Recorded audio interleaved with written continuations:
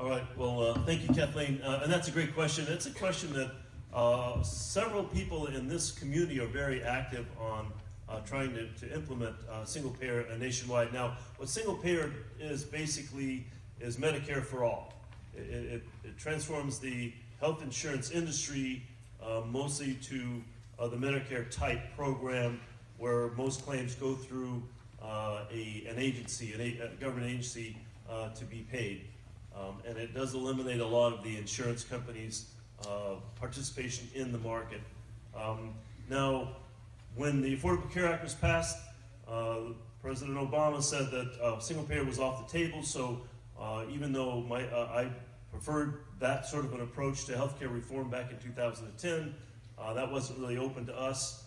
What I wanted to do was include a public option which gives an ability to create states, to create agencies to provide health insurance when the market wasn't functional. And I think that would be a good approach at this point.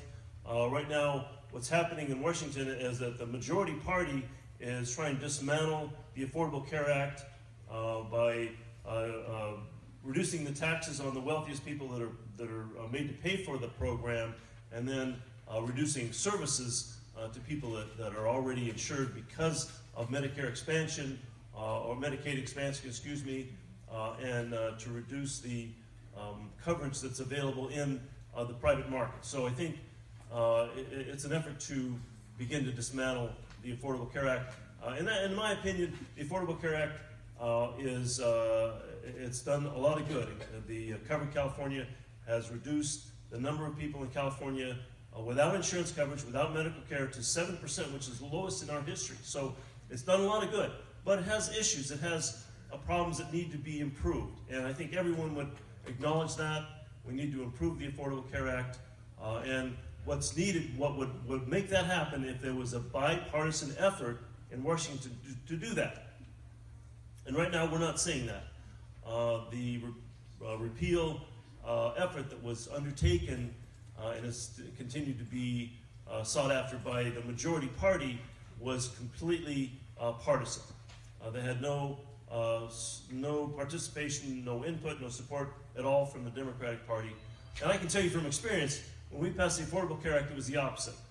We did the Affordable Care Act with no help from the Republican Party, and we paid a big political price, and there's still significant resistance. But if the two parties were able to work together, I think we'd come up with a product that would be more acceptable to the nation as a whole. And that's my goal at this point, is to try and get that message across to the majority that, listen, you have the majority, you can do what you want, maybe, if you get the competence to do it, but if you don't include participation from the minority party, then it's not going to be a long-lasting solution. It's not going to be a viable solution. So that's my message. Let's work together.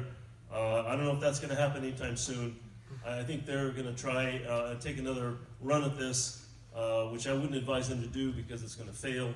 And then once they get that out of their system, maybe they'll be ready to work across the aisle to get something that we can actually hope will have long-term positive impact. Thank you.